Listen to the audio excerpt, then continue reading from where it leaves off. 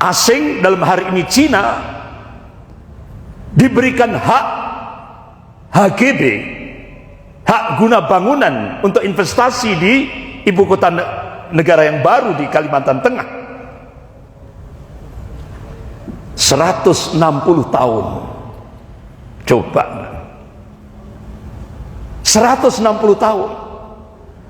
Padahal rata-rata umur manusia ini, kata Rasulullah, baina sittin wa sab'in, antara 60 sampai 70. Nah, ini Indonesia mengeluarkan kebijakan baru bagi investasi asing, dalam hal ini Cina, diberikan HGB 160 tahun. Muncul lagi kebijakan baru, apa? Visa second home. Artinya Cina, rakyat Cina boleh bertempat tinggal di Indonesia 10 tahun. Coba. Ini penjajahan tanpa peperangan. Gila-gilaan ini, saudara. Istilah Profesor Haidar Nasir, pimpinan pusat Muhammadiyah, ini sudah ugal-ugalan katanya. Jadi yang kita saksikan sekarang ini, yang menjadi pengkhianat-pengkhianat bangsa itu banyak sekali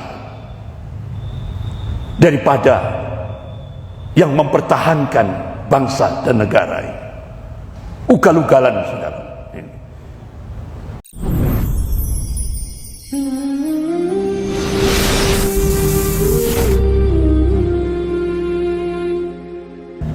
Asyhadu an la ilaha illallah wahdahu la syarika lah wa asyhadu anna Muhammadan abduhu wa rasuluh. Ya ayyuhalladzina amanu taqullaha haqqa tuqatih wa la tamutunna illa wa antum muslimun. Ya ayyuhan nasu taqu rabbakum alladzi khalaqakum min nafsin wahidah wa khalaqa minha zawjaha wa batha minhuma rijalan katsiran wa nisaa'a wattaqullaha alladzi tasaaluna bihi wal arham innallaha kana 'alaikum raqiba. Ya ayyuhalladzina amanu taqullaha wa qulu qawlan sadida yuslih lakum a'malakum wa yaghfir lakum dhunubakum wa may yuti'illaha wa rasulahu faqad faza fawzan 'azima. Amma ba'd, fa inna asdaqal hadits kitabullah wa khairul hadi hadi Muhammadin sallallahu alaihi wasallam wa syarrul umur muhdatsatuha wa kullu muhdatsatin bid'ah wa kullu bid'atin dhalalah wa kullu dhalalatin finnar. Ma'asyiral muslimin rahimakumullah, Indonesia sekarang dicengkram oleh imperialisme Cina. Sebagaimana Allah ingatkan dalam surah Al-Imran ayat 140. A'udzubillahi minasyaitonir rajim. Wa tilkal ayyam nudawwiluha bainan nas. Wa liya'lamallahu alladziina aamanu wa yattakhidha minkum syuhada. Wallahu la yuhibbudz dzalimin.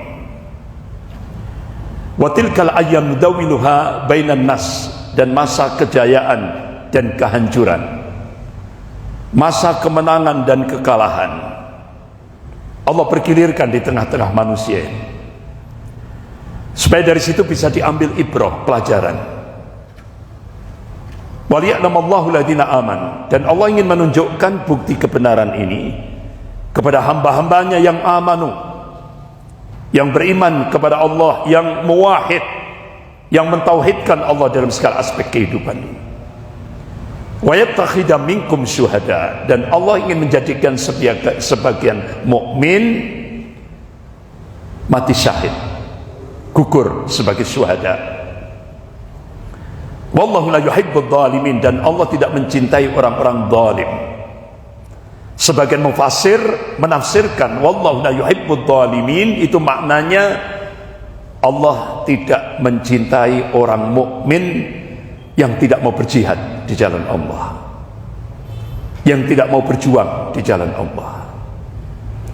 Dari surah Al-Imran ayat 140 ini Allah mengabarkan tentang sunatut tadawul, pergantian kepemimpinan dunia dari golongan mukmin pada golongan kafir. Dan ini nyata, nyata. Sebagaimana Allah ingatkan tadi dalam surah Al-Imran ayat 140, dan ketika kita melihat realitas kehidupan nyata, Indonesia sekarang dicengkram oleh imperialisme Cina, dan ini benar-benar implikasinya ipolisos but hankam. Bahkan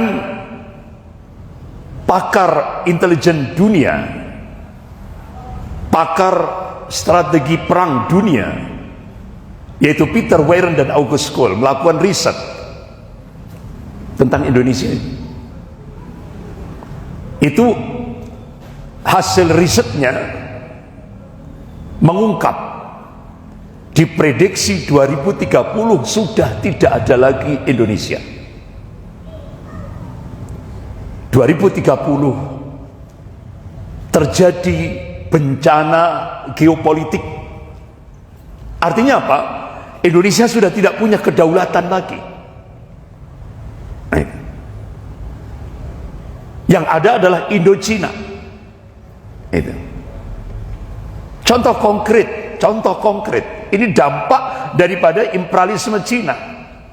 Apalagi Cina sekarang punya strategi global, yaitu One Belt One Road.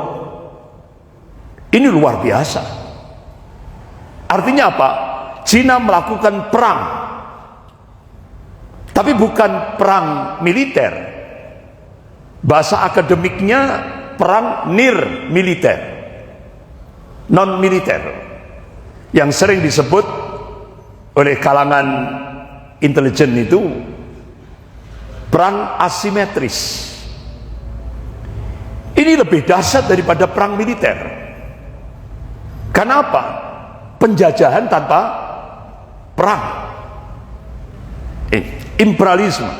Bahkan Jepang memberi warning pada Indonesia, hati-hati terhadap imperialisme Cina. Coba kita lihat, ketika Indonesia dicengkram oleh imperialisme Cina, apa yang terjadi? Bapak-bapak, ibu-ibu yang dimuliakan Allah, Cina mengajukan syarat. Ketika Cina memberikan bantuan hutang pertama kali 647 triliun tahap pertama, syarat yang diajukan oleh Cina, syarat yang paling fundamental apa? Agama harus disingkirkan dalam kehidupan berbangsa dan bernegara. Itulah yang disebut dengan sekularisme. Tidak hanya itu, Wakil Perdana Menteri Cina Liu Yangdong saat pidato di auditorium FISIP Universitas Indonesia, dia mengatakan konsekuensi Indonesia mendapatkan bantuan hutang dari Cina 647 triliun, 10 juta rakyat Cina daratan wajib masuk ke Indonesia. Target 2020 sudah selesai. Makanya kenapa pemerintah menyiapkan 19 bandara laut, udara dan laut. Ternyata tidak sampai di situ. Coba kita lihat tahap demi tahap. Ini penjajahan tanpa peperangan. Ada kebijakan baru. Asing, dalam hari ini Cina, diberikan hak HGB, hak guna bangunan untuk investasi di ibu kota negara yang baru di Kalimantan Tengah. 160 tahun. Coba 160 tahun. Padahal rata-rata umur manusia ini, kata Rasulullah, baina sittin wa sab'in, antara 60 sampai 70. Nah, ini Indonesia mengeluarkan kebijakan baru bagi investasi asing, dalam hal ini Cina, diberikan HGB 160 tahun. Muncul lagi kebijakan baru, apa? Visa second home. Artinya Cina, rakyat Cina boleh bertempat tinggal di Indonesia 10 tahun. Coba, ini penjajahan tanpa peperangan. Gila-gilaan ini, saudara. Istilah Profesor Haidar Nasir, pimpinan pusat Muhammadiyah, ini sudah ugal-ugalan katanya. Ini. Jadi benar-benar kita memprihatinkan. Bahkan dua mantan Panglima TNI, yaitu Bapak Jenderal Purnawirawan Djoko Santoso, sudah meninggal beliau, dan Bapak Jenderal Purnawirawan Gatot Nurmantio, ketika merespon hasil riset dua pakar intelijen dunia, dua pakar perang dunia, Peter Warren dan August Cole, kata beliau, tidak menutup kemungkinan lebih cepat daripada 2030. Jadi bencana geopolitik itu akan terjadi lebih cepat dari 2030.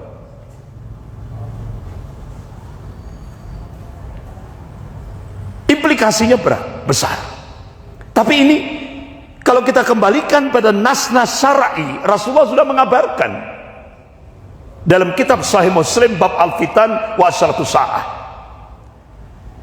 Periodisasi yang keempat di mana kita hidup sekarang ini disebutkan oleh Rasulullah mulkan jabriyah. Ini periode yang sangat berat dialami oleh umat Rasulullah, tapi harus kita jalani karena gantungan kita Allah. Kita diyakinkan oleh Allah, wa man nasru illa min indillahil azizil hakim. Kemenangan itu datangnya dari Allah yang maha perkasa lagi maha bijaksana. Wa kana haqqan alaina nasrul mu'minin. Kewajiban kami, kata Allah, memenangkan golongan mukmin. Wa makar wa makarallah wallahu khairul makirin. Mereka membuat makar, tapi Allah balas makar mereka, dan Allah sebaik-baik pembuat makar. Inilah keyakinan yang harus menghunjam di dalam kolbu setiap saksiatul Islamiyah, pribadi-pribadi muslim. Tugas kita berjuang. Natijahnya, hasilnya serahkan kepada Allah. Yakinlah, Allah akan memenangkan peperangan ini. Bapak-bapak, ibu-ibu yang dimuliakan Allah, bahkan dampak daripada cengkraman imperialisme Cina, ada sebuah nota diplomatik rahasia dari Kedubes Amerika di Beijing tertanggal 5 Maret 2007 dengan kode referensi Beijing 1448 yang sering kali saya sampaikan. Isinya apa? Pemerintah Cina mendorong melakukan akselerasi, percepatan untuk menjadikan umat Islam di Indonesia, yaitu dengan program sekularisasi. Agama dipisah dalam kehidupan. Ini Bapak-bapak, ibu-ibu yang dimuliakan Allah, bagaimana implikasinya bagi ormas-ormas Islam di Indonesia dari cengkraman imperialisme Cina ini? Apalagi sekarang dari tingkat global, Cina mencengkram dalam skop nasional. Oligarki sudah menguasai semua lini kehidupan di Indonesia. Oligarki yang sering disebut dengan 9 naga. Ini bagaimana implikasinya bagi ormas-ormas Islam di Indonesia? Sejarah berulang. Allah ingatkan dalam surah Al-Fat ayat 23 ini. A'udzubillahi minasyaitonir rajim. Sunnatullahi allati qad khalat min qabl. Wa lan tajida sunnati tabdila. Jadi sunnatullah itu berlaku sejak dulu kata Allah. Dan kalian tidak akan pernah menemukan atau melihat perubahan akan sunnatullah. Artinya apa? Allah mengabarkan sejarah akan berulang. Apalagi saat kita sekarang Indonesia dicengkeram oleh imperialisme Cina. Jadi yang kita saksikan sekarang ini, yang menjadi pengkhianat-pengkhianat bangsa itu banyak sekali daripada yang mempertahankan bangsa dan negara ini. Ugal-ugalan saudara. Bapak-bapak, ibu-ibu yang dimuliakan Allah, sejarah berulang. Kalau dulu Nasakom ini ideologi baru yang pertama kali dicetuskan oleh Soekarno tahun 1926 melalui surat kabar Suluh Indonesia Muda. Kemudian tahun 1956 Soekarno mengkritik demokrasi parlementer dan mengajukan demokrasi terpimpin ala komunis, sehingga Nasakom dijadikan motor penggerak daripada sistem politik demokrasi terpimpin. Akhirnya puncaknya pada tahun 1965 berakhir dengan peristiwa G30S PKI. Kiai Haji Tengku Zulkarnain, Allahumma yarham, beliau sudah meninggal, wakil sekjen Majelis Ulama Indonesia Pusat. Beliau menegaskan Nasakom itu nasionalisnya PNI, Partai Nasionalis Indonesia yang dipimpin Soekarno, agamanya Partai NU, kemudian komunisnya PKI. Nah sekarang sejarah berulang, muncul Nasakom jilid 2. Bapak-bapak, ibu-ibu yang dimuliakan Allah, apa itu Islam Nusantara? Kata Profesor Dr. Said Agil Siraj, Islam Nusantara itu bukan madhab, bukan aliran, tapi tipologi, mumayyizat. Kalau orang sudah balik itu bisa membedakan yang hak dan yang batil. Khosais, keumuman. Islam yang santun, berbudaya, ramah, toleran, berakhlak, dan berperadaban. Itulah Islam Nusantara. Bapak-bapak, ibu-ibu yang dimuliakan Allah, kalau dari sisi definisinya bagus ini, Pak. Islam Nusantara itu bagus kalau dari sisi definisinya, tapi begitu dipraktekkan di lapangan rusak semuanya. Contoh, beliau memberikan statement, Kristen Al-Quran itu sama. Artinya apa? Ini dibuka di buku ini. Kata beliau, konsep teologi Islam dengan konsep teologi Kristen sama saja. Padahal Allah Subhanahu wa taala menegaskan dalam surah Al-Maidah ayat 72-73. A'udzubillahi minasyaitonir rajim. Laqad kafara alladziina qalu innallaha huwal masiih ibnu Maryam. Kafirlah orang yang mengatakan Allah adalah Isa putra Maryam. Laqad kafara alladziina qalu innallaha tsalitsu tsalatsa. Kafirlah orang yang mengatakan Allah adalah salah satu dari yang tiga. Tuhan Bapa, Tuhan Anak, Tuhan Roh Kudus. Kafir. Ini Allah sendiri. Jadi Allah mengabarkan konsep teologi Islam dengan konsep teologi Kristiani beda, antara bumi dan langit. Tapi menurut Profesor Dr. Kiai Haji Said Agil Sirot sama, karena ternyata beliau jadi penasehat PNKRI, Pemuda Kristen Indonesia. Kemudian kita hidupkan lagi tragedi Karbala. Padahal Bapak-bapak, Ibu yang dimuliakan Allah, tragedi Karbala ini kan senjatanya Syiah. Padahal kita ini di Indonesia mayoritas Ahlus Sunnah wal Jamaah. Berarti ketika mempraktekkan Islam Nusantara ini sudah campur aduk. Kemudian beliau sampaikan, selain NU salah semua, yang benar cuma NU saja. Selain NU salah semua. Padahal definisi tadi Islam Nusantara santun, ramah, toleran.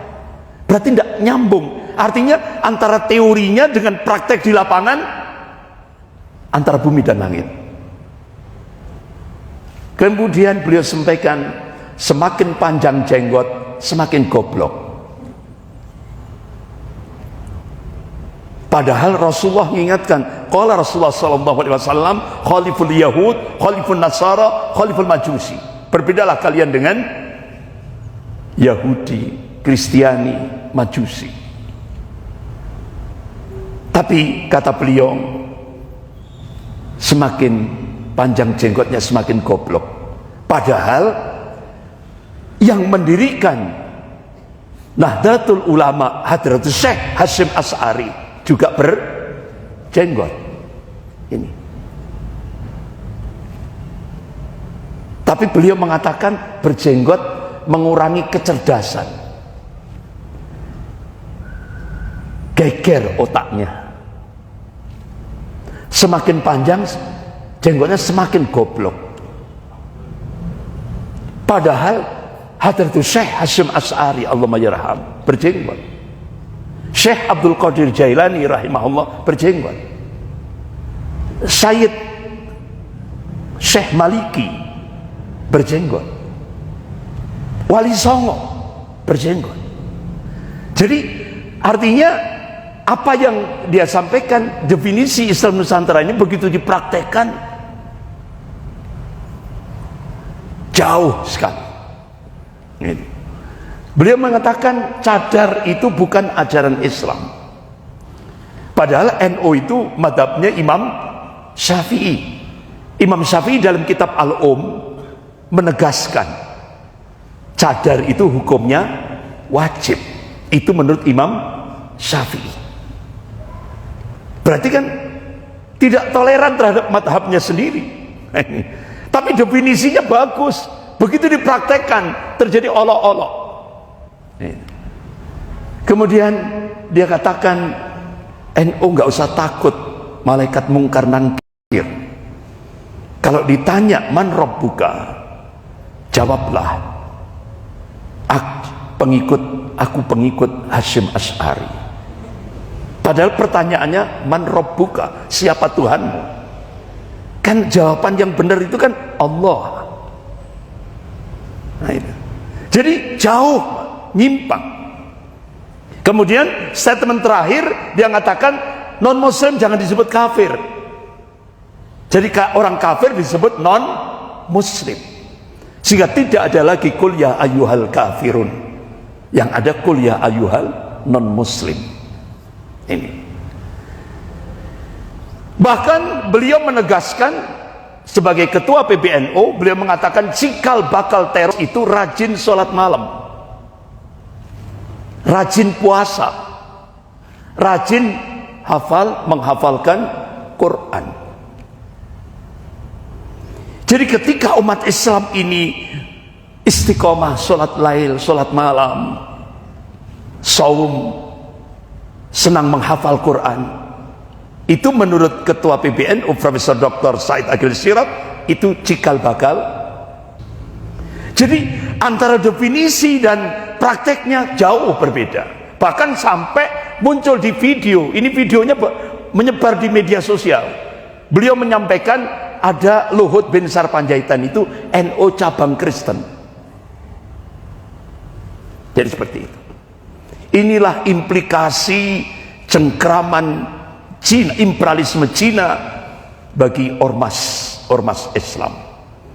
Sehingga akhirnya Profesor Dr. Kiai Haji Said Akhil Sirot memberikan statement negara Cina bukan negara komunis. Padahal di Cina itu ada PKC, Partai Komunis Cina. Tapi kita diberitahu oleh Profesor Said Akhil Sirot, Cina itu bukan negara komunis. Terus bagaimana Kongres Partai Komunis Cina yang sekarang dilaksanakan di Cina? Berarti kan kita dikadali, kan? Ya. Sampai akhirnya Profesor Dr. Said Akhil Sirot menegaskan, umat Islam jangan ganggu politik Cina, karena Cina itu juga NU.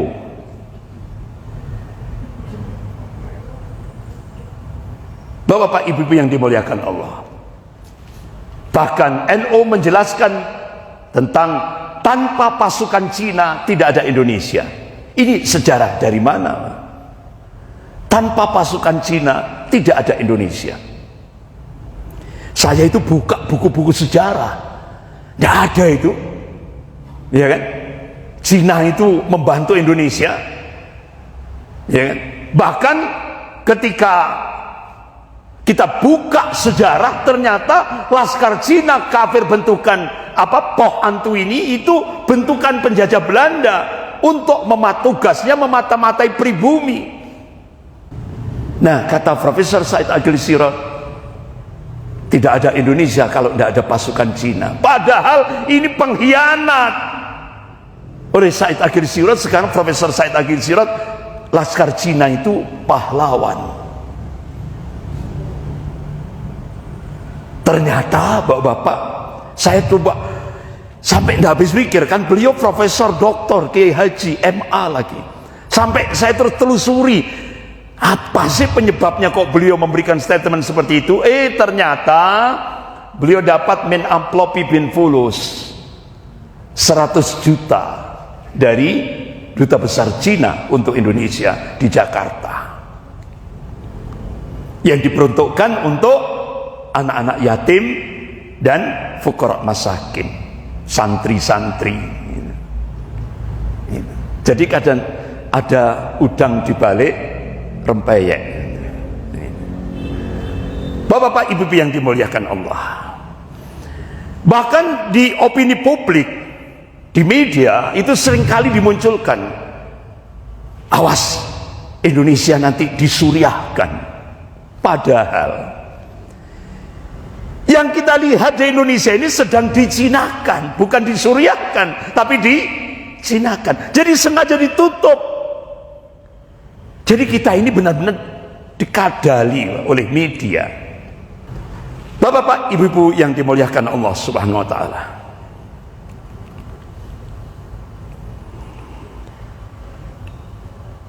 Fikih Islam Nusantara itu ada 3 hal yang sangat krusial dalam fikih Islam Nusantara. Yang pertama, dalam fikih Islam Nusantara itu boleh memilih pemimpin kafir dan taat kepada pemimpin kafir. Yang kedua, Islam Nusantara dalam fikihnya menerima pluralisme agama, satu keyakinan yang menganggap semua agama sama. Yang ketiga, yang sangat krusial, mendukung kearifan budaya lokal. Artinya apa? Budaya syirik harus dibangkitkan kembali. Ini salah satu fikih Islam Nusantara. Padahal kalau kita lihat ayat-ayat Al-Quran, kita dilarang oleh Allah untuk berzina. Itu ada kurang lebih 5 ayat. Kita dilarang oleh Allah untuk minum khamr, ada 3 ayat dalam Al-Quran. Kita dilarang oleh Allah untuk makan daging babi. Ada 4 ayat yang melarang di dalam Al-Quranul Karim.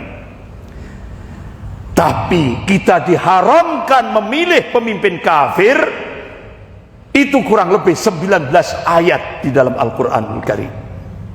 Contoh, surah An-Nisa ayat 144. Allah berfirman, a'udzubillahi minasyaitonir rajim. Ya ayyuhalladzina aman, hai orang-orang yang beriman, la tattakhidul kafirin awliya min dunil mu'minin at-turidu an taj'alu lillahi 'alaikum sultanan mubina. Hai orang-orang yang beriman, janganlah kamu menjadikan orang-orang kafir sebagai pemimpinmu dengan meninggalkan orang-orang mukmin.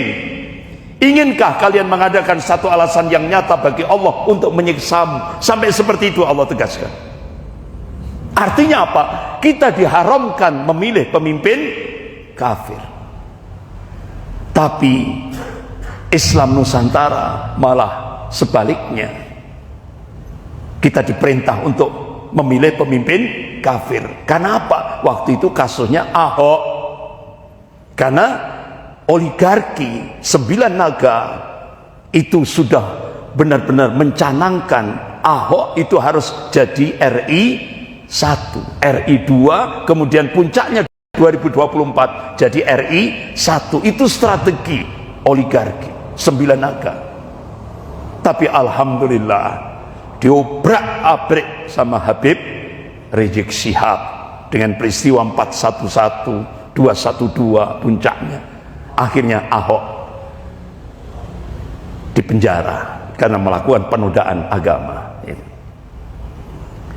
Nah, bapak-bapak, ibu yang dimuliakan Allah, alhamdulillah, ternyata di Indonesia implikasi yang betul-betul mengkhawatirkan bagi ormas-ormas Islam ternyata dari kalangan tokoh-tokoh ulama, terutama ulama-ulama NU, memberikan satu kritik.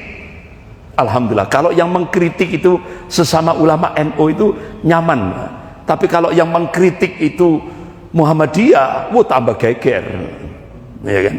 Apalagi yang mengkritik Al-Irsyad, ya kan? Tambah geger.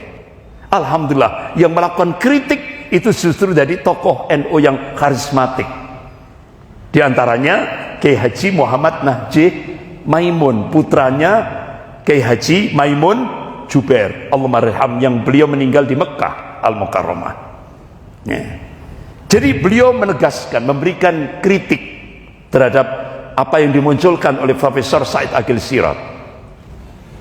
Islam Nusantara hadir di saat kaum liberal dan para pembajak akidah beranggapan bahwa Islam yang sekarang dianggap gersang, terkekang, dan kearab-araban. Ada doktrin sesat di balik lahirnya wacana Islam Nusantara, kata Kiai Haji Muhammad Najih Maimun. Ada misi pluralisme agama. Di balik istilah Islam Nusantara, di samping juga ada tujuan politik tertentu. Yaitu tadi Nasakom jilid 2. Juga ada yang jelas munculnya ide tersebut telah menimbulkan konflik di tengah-tengah kaum muslimin.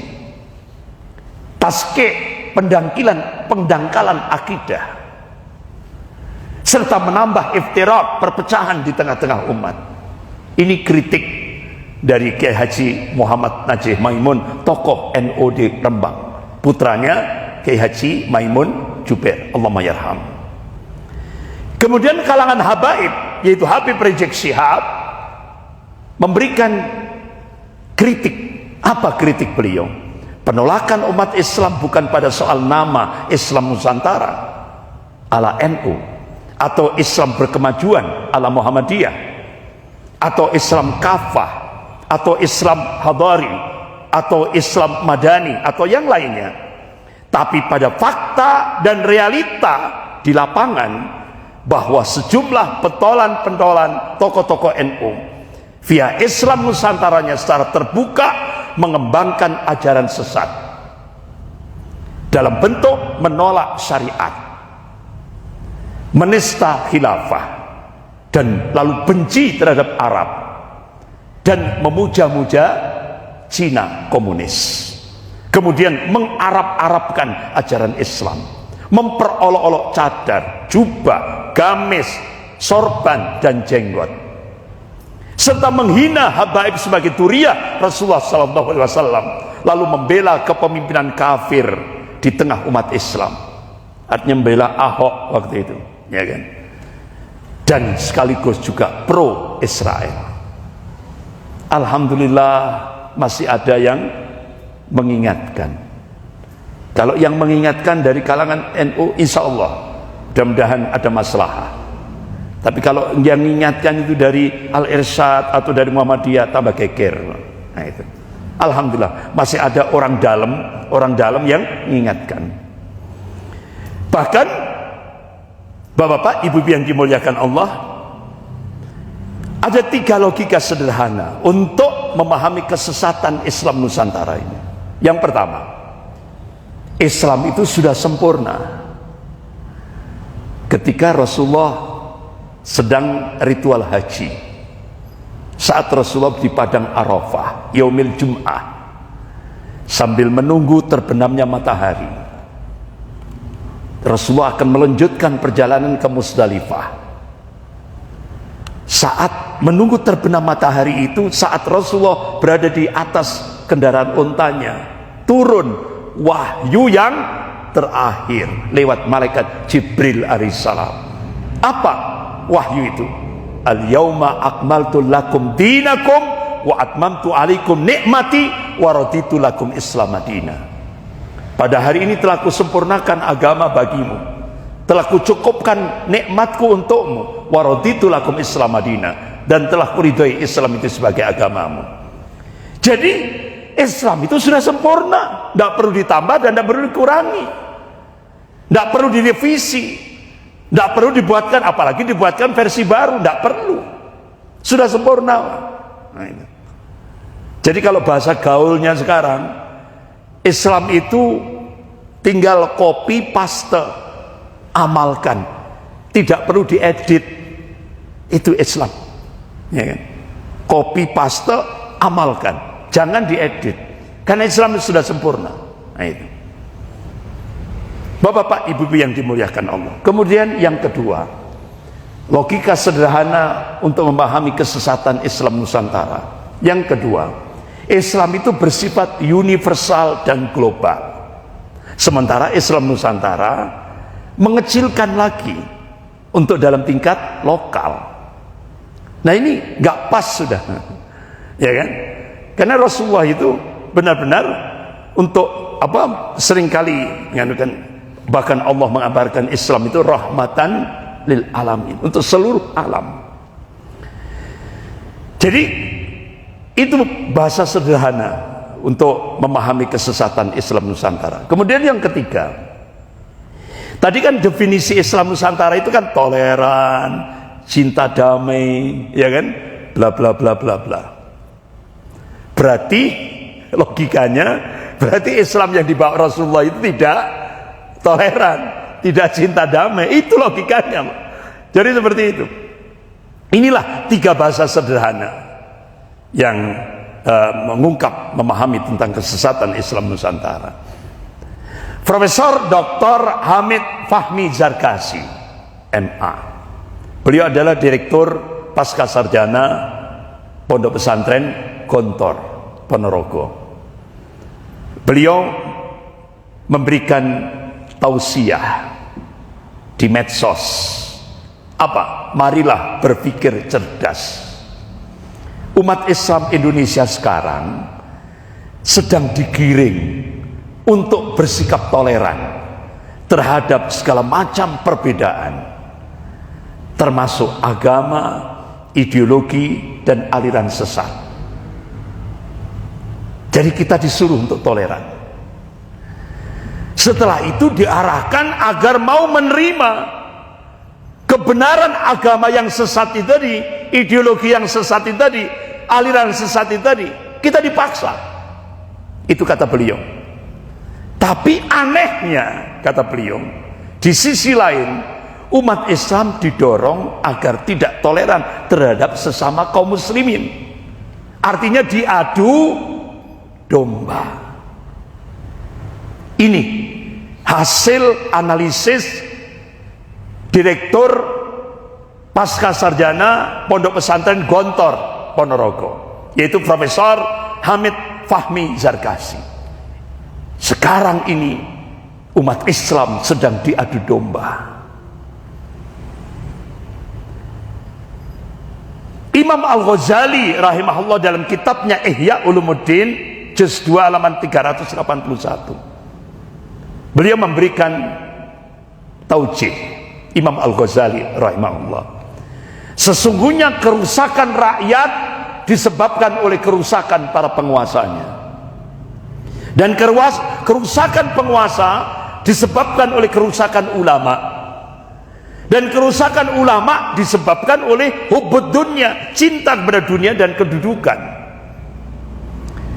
Dan barang siapa dikuasai oleh ambisi duniawi, ia tidak akan mampu mengurus rakyat kecil, apalagi penguasanya. Akhirnya nasihat Imam Al-Ghazali rahimahullah, beliau menegaskan Allah lah tempat meminta segala persoalan, kembalikan kepada Allah. Bahkan Al-Imam Ibnul Qayyim Al-Jauzi rahimahullah, inilah yang dikhawatirkan oleh Rasulullah. Apa? Qala Rasulullah sallallahu alaihi wasallam, "Inna ma akhafu ala ummati a'immatul mudillin." Rawahu Tirmidzi. Rasulullah mengabarkan, yang aku khawatirkan atas umat ini yaitu pemimpin yang menyesatkan umat. Lebih dahsyat daripada Dajjal. Itu yang dikhawatirkan oleh Rasulullah. Oleh karena itu Imam Ibnul Qayyim Al-Jauzi rahimahullah menegaskan, ciri ulama su, manusia yang paling jahat di kolong bumi ini, kata Rasulullah, itu cirinya dengan lesannya dia mengajak ke surga, dengan perbuatannya dia ngajak ke neraka. Itu Bapak-bapak, Ibu yang dimuliakan Allah, waspadalah, kata MH Ain Najib, budayawan Jombang. Danger, bahaya, umat Islam sedang diadu domba. Bagaimana realitas di lapangan? Insya Allah Jumat depan kita bahas kembali. Sekian, kita akhiri dengan doa kafarat majelis. Subhanakallahumma wa bihamdik, asyhadu an la ilaha illa anta astaghfiruka wa atubu ilaik. Wabillahi taufiq wal hidayah. Wassalamualaikum warahmatullahi wabarakatuh.